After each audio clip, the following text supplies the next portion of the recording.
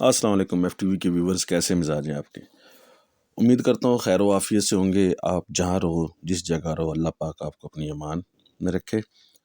بہت مشکور ہوں ان دوستوں کا جو ویڈیو کو لائک کرتے ہیں، سنتے ہیں کہانی کو، کومنٹ بھی کرتے ہیں، سبسکرائب بھی کرتے ہیں، اور اچھا سلسلہ چل رہا ہے۔ اس چیز کے لیے میں آپ لوگوں کا بڑا مشکور ہوں، اور انشاءاللہ تعالیٰ اور بھی بہتر ہو جائے گا۔ کوشش میری پوری ہوتی ہے کہ میں کسی اچھی جگہ بیٹھ کر ریکارڈنگ کر سکوں جہاں سے آپ کو آواز کا اتراؤ چڑھاؤ اور الفاظ کی سمجھ آ سکے، لیکن رولا ہے کہ میں ایک تو پنجابی ہوں اور دوسرا جو ہے نا اردو کے اور پنجابی کے مکسچر میں جو ہے نا نظام چل رہا ہوتا ہے۔ کہانیاں ابھی تک 42-43 حصہ ہو چکا ہے، اور اس میں کئی واقعات سچے ہیں اور کئی تھوڑا بہت ظاہری بات ہے کہانی میں 100% تو نہیں ہوتا، لیکن 60 سے 70% جو ہوتا ہے وہ کہانیوں میں سچ ہوتا ہے۔ آپ سنا کریں، اور اس میں کچھ سیکھنے کی چیزیں ہوتی ہیں۔ میں دوستوں یاروں کو کہتا ہوں کہ اس میں کچھ سیکھنے کی جو چیزیں ہیں وہ بھی سیکھا کریں۔ تو چلیں جی کہانی کی طرف چلتے ہیں۔ شمع کی کہانی چل رہی تھی۔ شمع کو جو ہے نا وہ یہ جیسے خواتین کو یا مردوں کو یا فیملیز میں ہو جاتا ہے کہ جادو کے اثرات آ گئے، یا جادو آ گیا، یا سایہ ہو گیا، یا کچھ اس طرح کی چیزیں، تو کچھ ایسا ہی سلسلہ چل رہا تھا شمع کے ساتھ میں۔ وہ جب صوفے پہ بیٹھی ہے تو اس نے فیل کیا ہے کہ وہ گھر میں اکیلی نہیں ہے۔ اب یہ 2 کمروں کا فلیٹ ہے، اور ایک اس میں ٹی وی لاؤنج ہے، چھوٹا سا آگے ٹیرس ہے، باتھ روم ہے، کچن ہے۔ وہ اس ٹائم چونکہ ٹی وی لاؤنج میں بیٹھی ہوئی تھی، سامنے سکرین لگی ہوئی ہے، وہ ٹی وی دیکھ رہی ہے، تو اس کو تھوڑا سا گھبراہٹ سی ہو رہی تھی کہ کوئی بے چینی ہے جو مجھے لگی ہوئی ہے۔ تو اسی بے چینی کو ختم کرنے کے لیے وہ اٹھتی ہے، اور اٹھ کے جو ہے نا وہ باہر کی ونڈو کے پاس، جو ٹیرس کے ساتھ ونڈو ہے، وہاں پہ آ کے باہر دیکھنا شروع کر دیتی ہے۔ باہر روڈ پہ گاڑیاں آ رہی ہیں، جا رہی ہیں، لیکن اس کا دماغ خالی ہے۔ وہ یوں جیسے کچھ سوچ رہی ہے، کیا سوچ رہی ہے یہ اسے بھی نہیں پتہ۔ ایک بے چینی سی ہے جو اس کے اندر ہی اندر ہے۔ وہ گھومتی ہے، اور گھوم کے جو ہے نا واپس اپنے وہاں ٹی وی لانچ کے ساتھ آ جاتی ہے۔ ٹی وی لانچ کے اندر ایک بڑا شیشہ لگا ہوا ہے، اس شیشے میں اپنے آپ کو دیکھنے لگتی ہے۔ بڑی بڑی آنکھیں، ستواں ناک، پتلے ہونٹ، تھوڑا سا کمزور سا چہرہ۔ مگر کمزور سے مراد یہ ہے کہ تھوڑا سمارٹ سا چہرہ، درمیانہ قد، لمبے گھنے بال، اور وہ کہہ رہی کہ یار میں کتنی پیاری ہوں۔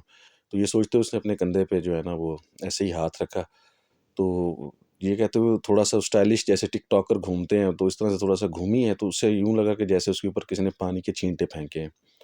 تو اس وقت وہ جو چیز تھی، غیر مرئی مخلوق، وہ جس کا جو عکس تھا وہ ایسا تھا کہ جیسے ایک پانی کی لہر ہے اور وہ ہوا میں کھڑی ہوئی ہے۔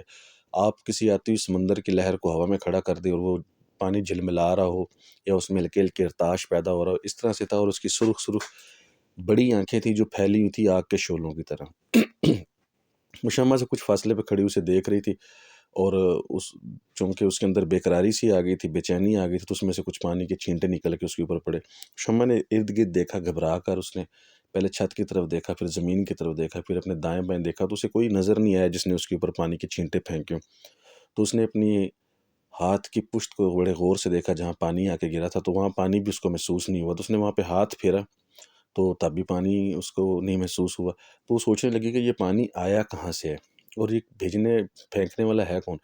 یہ سوچتی ہوئی ایک دم سے چلتی ہوئی ٹیبل کے پاس ہے، وہاں سے اس نے موبائل فون اٹھایا اور نمبر ڈائل کرنے لگی عذرا کا۔ عذرا چونکہ اس کی روم میٹ یا لگا لیں فلیٹ میٹ تھی، اسے کہنے کہ تم کب تک آؤ گی یار، مغرب ہونے والی ہے اور تم ابھی تک نہیں آئی ہو، تو مجھے نہیں پتہ، جلدی آ جاؤ، میرا دل گھبرا رہا ہے۔ تو اس نے کہا کہ میں آ رہی ہوں، ظاہری بات آفس کا کام ختم ہوگا تو میں تبھی واپس آؤں گی نا، اس سے پہلے تو میں نہیں آ سکتی۔ تو اس نے فون یہ کہتے ہوئے رکھ دیا کہ چلو تھوڑا جلدی آ جاؤ، میں پھر کچھ کھانا بنانے جا رہی ہوں۔ تو وہ کچن میں آ گئی۔ کچن میں آ کے اس نے فریج میں سے تھوڑا سامان نکالا کھانے پینے کا، اور کچھ کٹنگ شروع کر دی۔ اب چونکہ مغرب کا ٹائم پاس آ رہا تھا، تو اس نے چولہا جلایا، کچھ سامان کاٹنے لگی، تو یوں لگا کہ جیسے کوئی پیچھے والے کمرے میں کوئی ہے جو ارد گرد دوڑ رہا ہے، تو جیسے کوئی بہت زیادہ بے چین ہے۔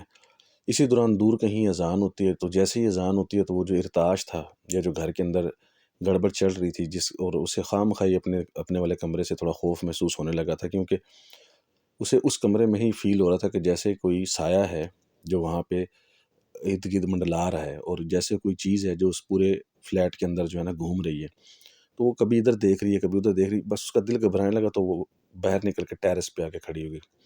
اب کہیں اذان کی آواز آتی ہے، اور اذان کی آواز کے ساتھ ہی نا اس کو تھوڑا سا سکون ہونا شروع ہو جاتا ہے کہ ہاں میں ٹھیک ہوں، مجھے کچھ بھی نہیں ہوا ہے، یہ سوچتی اس نے دوپٹہ سیدھا کیا، اپنے سر پہ لیا اور واپس اندر فلیٹ میں آ کے کچن میں کام کرنا شروع کر دیا۔ اچھا، اس نے جیسے برتن دھونے کے لیے سنک کے اندر رکھے، پانی کھولا تو پانی نہیں آ رہا تھا۔ اس بات پہ وہ حیران ہوئی کہ پانی کیوں نہیں آ رہا، پانی تو آتا رہتا ہے، مستقل آتا رہتا ہے۔ تو اس نے جیسے ہی ایک دم سے پیچھے کی طرف پلٹا کہ جا کے پتہ کرے پانی کیوں نہیں آ رہا، تو یوں لگا جیسے اس کے پیچھے کوئی کھڑا ہوا تھا اور سیاہ رنگ کا سایہ تھا جو اسے دیکھ رہا تھا۔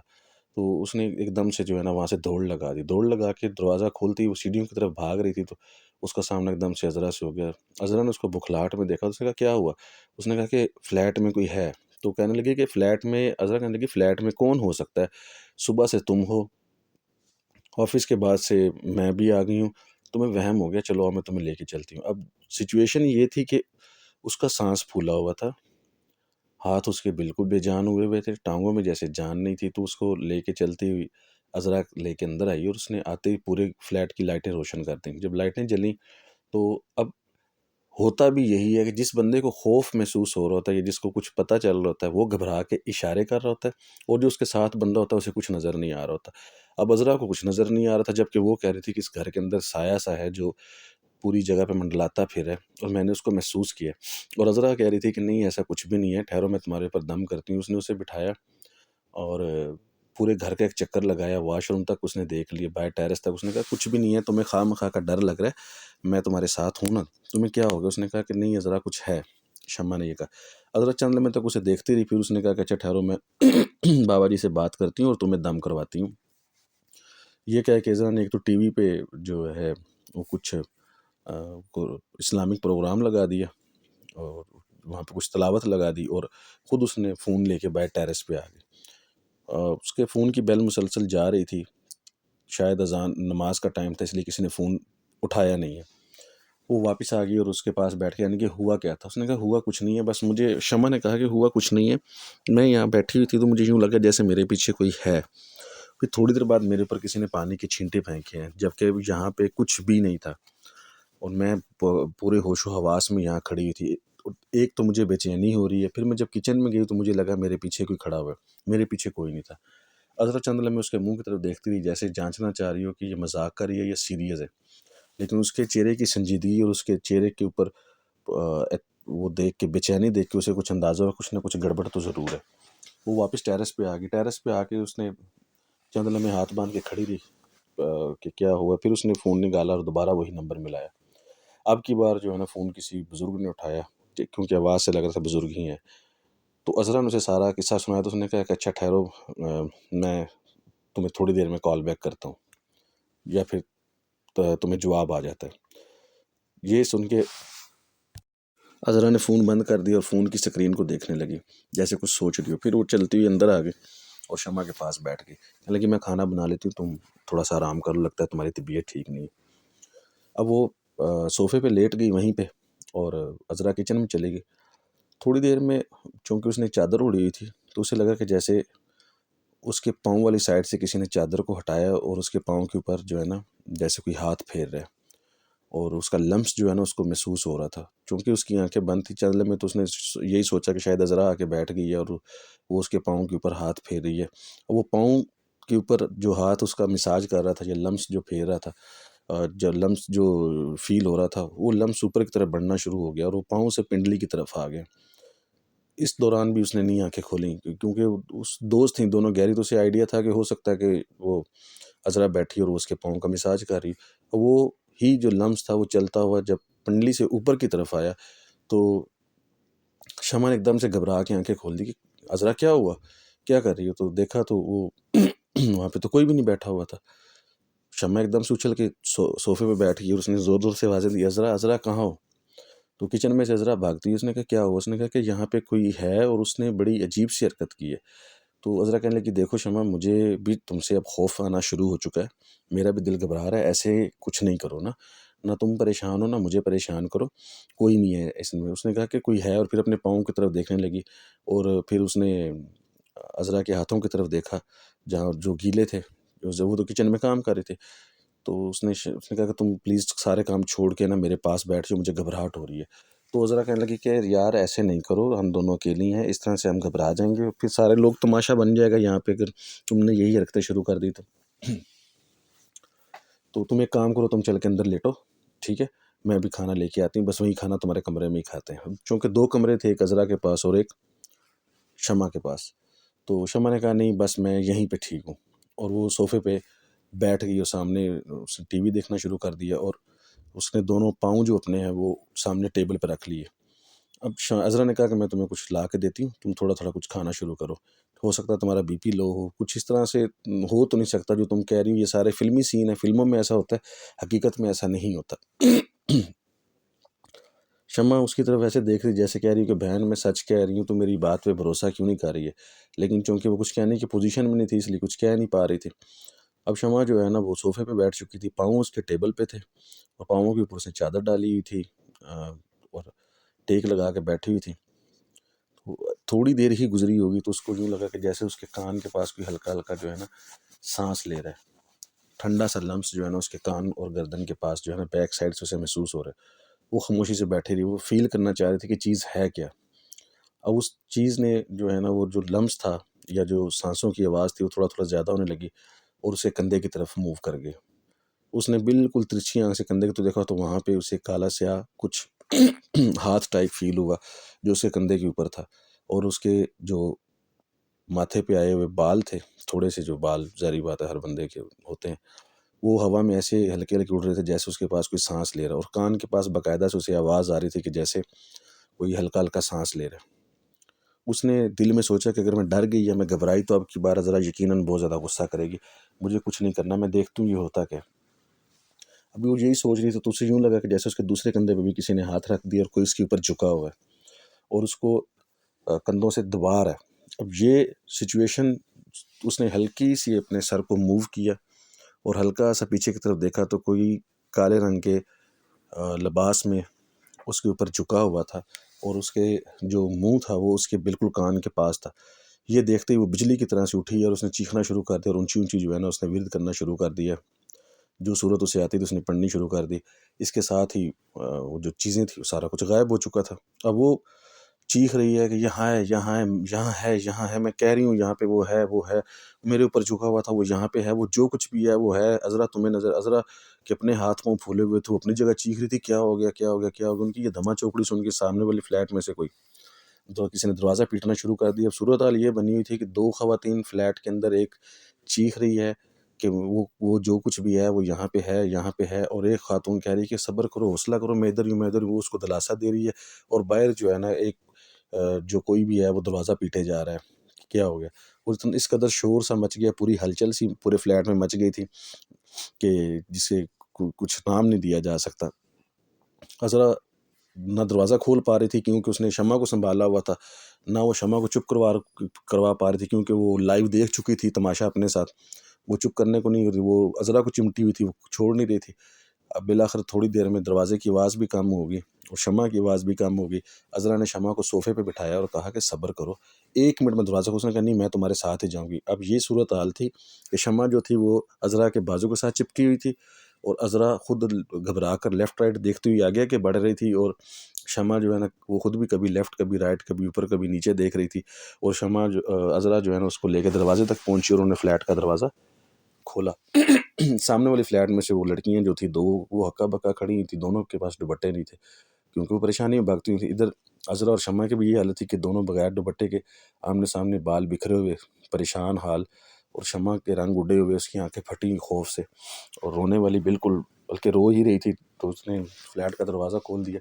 لڑکیاں جلدی سے ان کو حیرت سے دیکھتی ہوئی اندر لے کے آئیں، بٹھایا صوفوں پر. کیا ہوا؟ تو عذرا نے کہا کہ کچھ نہیں، بس یہ تھوڑا سا خوف زدہ ہو گئی ہے. اب وہ لڑکیاں بھی تھوڑا مشکوک ہو گئی کہ یہ کس چیز سے خوف زدہ ہو گئی ہے. انہوں نے کہا کیا ہوا؟ تو عذرا نے بتایا کہ اسے فیل ہو رہا ہے کہ جیسے یہاں پہ کوئی ہے. تو یہ سن کے نا دونوں لڑکیاں بڑے زور سے ہنسی. انہوں نے کہا کہ ہمیں ایک عرصہ یہاں پہ بیت گیا اور ہم اکیلی بھی یہاں پہ رہتی ہیں، ایسا کچھ نہیں ہے. اب شمع جو تھی نا وہ ان کو دونوں کو نا رونے والی نظروں سے دیکھ جیسے کہہ رہی ہو کہ یار کچھ ہے، تم لوگ میری بات مان کیوں نہیں لیتے. اور وہ دونوں لڑکیاں جو ہے نا وہ ایک دوسرے کو مشکوک نگاہوں سے دیکھ رہی کہ جیسے کہہ رہی ہوں کہ معاملہ کچھ ہو رہا ہے اور یہ دونوں کچھ چھپا رہی ہیں. اس بات پر اس نے کہا کہ عذرا نے کہ نہیں، اس نے مجھے صبح بھی کال کی ہے، ابھی بھی اس نے کال کی ہے، تو میں اس کی وجہ سے تھوڑا جلدی آ گئی ہوں. یہ واقعی خوف زدہ ہے، ڈری ہوئی ہے، اس نے کچھ چیز دیکھ لی ہے یہاں پہ. تو شمع کہتی دیکھی نہیں ہے، دیکھی نہیں ہے، وہ ہے. وہ ہے، وہ ابھی بھی ہے۔ جب اس نے اتنے وثوق سے اور اتنے تحمل سے یہ بات کی کہ وہ ہے اور وہ ابھی بھی ہے، تو دونوں لڑکیاں بھی ایک دم سے سہم کے اپنے ارد گرد دیکھنے لگیں۔ اب عذرا نے ان کی طرف دیکھنا شروع کیا تو ان میں سے ایک لڑکی کھڑی، اس نے کہا کہ کہاں پہ ہے، تمہیں کہاں پہ نظر آ رہا ہے؟ تو شمع نے نا ایسے نیچے سر کیا اور آنکھیں نیچے کیں، جیسے غور کر رہی ہو کہ وہ اس ٹائم کہاں پہ ہوگا۔ تو اسے جو پانی کی آواز پہلے آئی تھی، تو وہی پانی کی آواز اس کو آنا شروع ہوئی، جیسے کوئی پانی جو ہے نا کسی برتن میں یا کسی کھلی جگہ پہ پانی ہل رہا ہوتا ہے نا، اس کے ہلنے کی آواز چھپک چھپک ٹائپ آ رہی تھی۔ اس نے کہا کہ اس ٹائم وہ اس جگہ پہ ہی ہے۔ جب اس نے یہ بات کی تو دونوں لڑکیاں خوف سے کھڑی ہو گئی، کہتی کدھر ہیں، کیا کیا کیا فضول بات کر رہی ہو یار، تم کیوں ہمیں ڈرا رہی ہو؟ تو شمع نے کہا کہ وہ ہے، میں کہہ رہی ہوں کہ وہ ہے۔ تو دونوں لڑکیاں اٹھ کے ایک دوسرے کا انہوں نے بازو پکڑا اور چلتے ہوئے نا پہلے وہ واش روم میں گئی ہیں، کہتی کہاں پہ پانی کی آواز آ رہی، تو وہاں بھی کچھ نہیں تھا۔ پھر وہ شمع والے کمرے میں آئی، وہاں بھی انہوں نے گھوم کے دیکھا، وہاں بھی کچھ نہیں تھا۔ پھر وہ عذرا والے کمرے میں آئی، وہاں بھی کچھ نہیں تھا۔ پھر دونوں وہ ٹیرس پر گئیں۔ اب شمع اور عذرا بیٹھی سر گھما کے جہاں جہاں وہ جا رہی ہیں ان کے پیچھے پیچھے ان کو دیکھ رہی ہیں۔ جب یہ صورتحال چل رہی تھی، اسی دوران ایک دم سے موبائل کی گھنٹی بجی، تو یوں لگا جیسے سب کے ہوسان خطا ہو گئے۔ تو عذرا نے فون اٹھایا اور فون سنتے ہوئے جو ہے ٹیرس کی طرف چلی گئی۔ دوسری طرف سے اس کے وہ جو بزرگ تھے وہ تھے، انہوں نے کہا کہ ہاں تم نے جو مجھے بتایا تھا معاملہ ایسا ہی ہے، اس کے اوپر اثرات کیے گئے ہیں اور اثرات کچھ زیادہ ہی ہو چکے ہیں، کیونکہ یہ ناپاکی کی حالت میں تھی تو اس کو زیادہ چمٹ گئے ہیں۔ یہ چیز بھی ذہن میں رکھیے گا کہ جب کوئی خاتون یا مرد ناپاک حالت میں ہوتا ہے تو اثرات جلدی قابو میں کرتے ہیں بنسبت اس چیز کے کہ آپ پاک حالت میں ہو۔